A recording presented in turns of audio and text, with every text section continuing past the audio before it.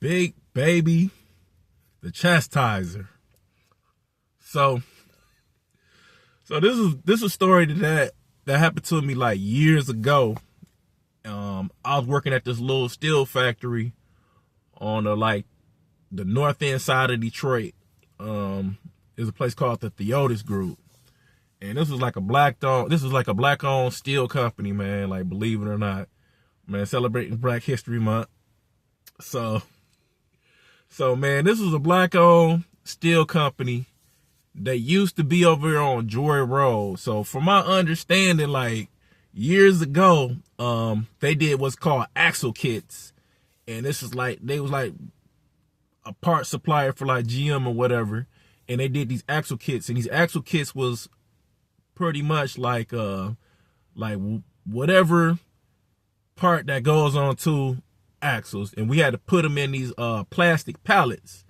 And they went about like 4 high. And so they moved from Joy Road onto the north end side. So when they was over on Joy Road, they pretty much, they actually paid the workers by production. So like if you knocked out, so the goal of the day was to get about at least 50 to like the minimum of like 45 axle kits at the end of the day. And so when they was getting paid by production over on Joy Road, they was killing it. So things changed once they moved over to the on the north end. So I had this one dude, he's a dark skinned, bald headed dude, man. I forget. I'm just gonna call him Mark. And Mark, man, he was a character, man. You know, he used to be drinking quite a bit and whatever. And we worked in what was called the pit. Now the pit was pretty much like where all the axle kits, where all the parts were staged, and then we had to put the axle kits inside the pallet. And so it was a table. It was like this round thing where we had to shift around to put the axle kits in there. So we had this guy, I'm gonna call him Harold, and then we had Big Baby. So Harold was an older cat. He was pretty cool. You know, Big Baby, me and him was about the same age or whatever. We actually knew a couple mutual friends or whatever.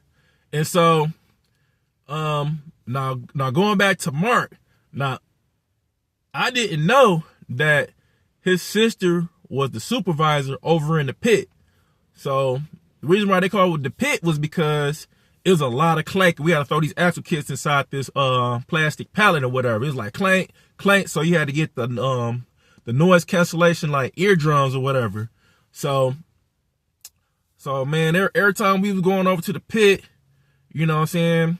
I used to hear Mark he used to sing like, "Wake me up before you go." I'm like, bro, like, what's up, Mark?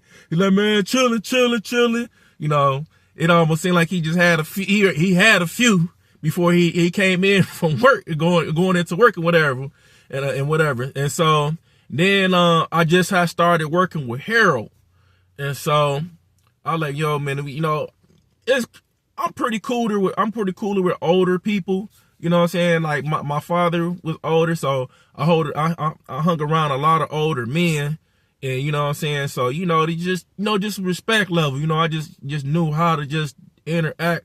You know what I'm saying? You know, it wasn't necessarily just a little camaraderie, okay?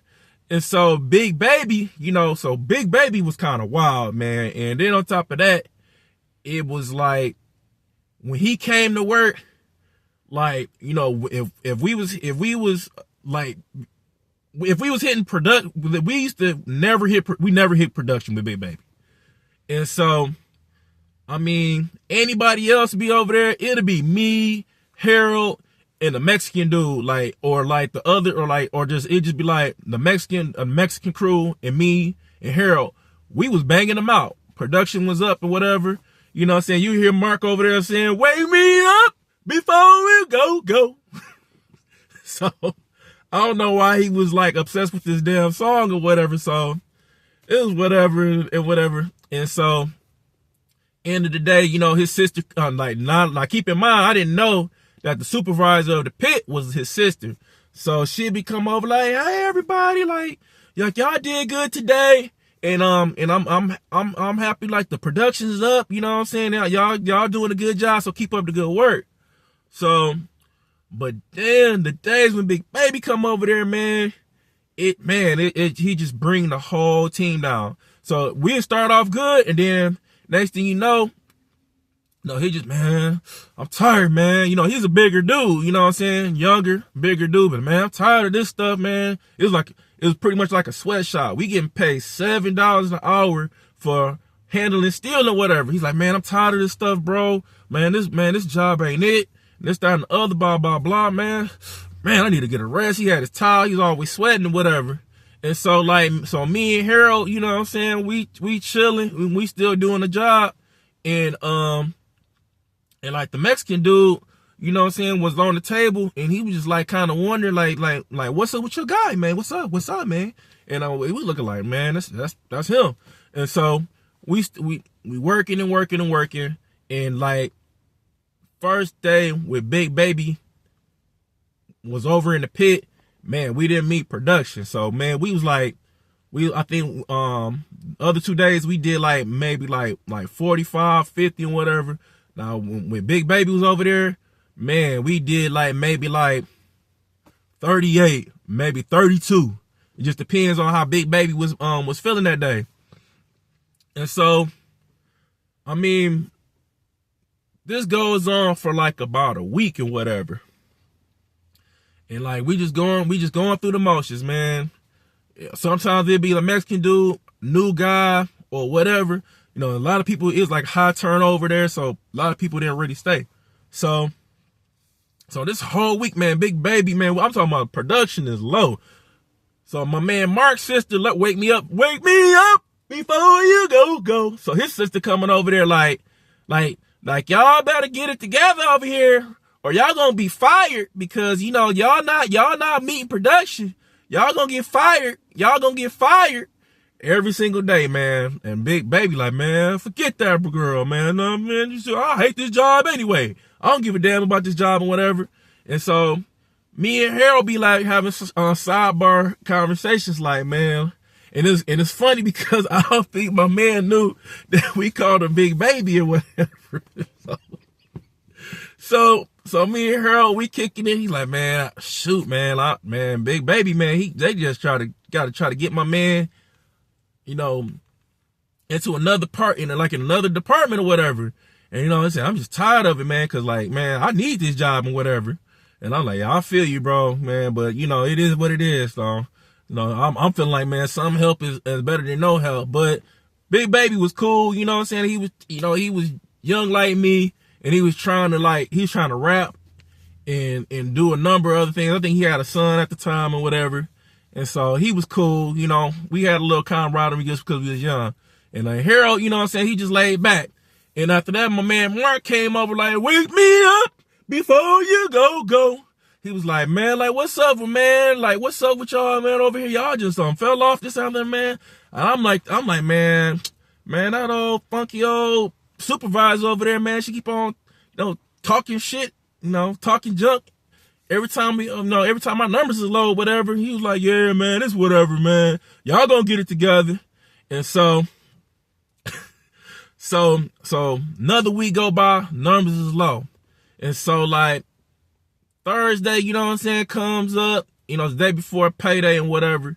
And then like, you know, Mark's sister came over like, y'all, we gonna let y'all go if y'all don't get y'all numbers up and whatever.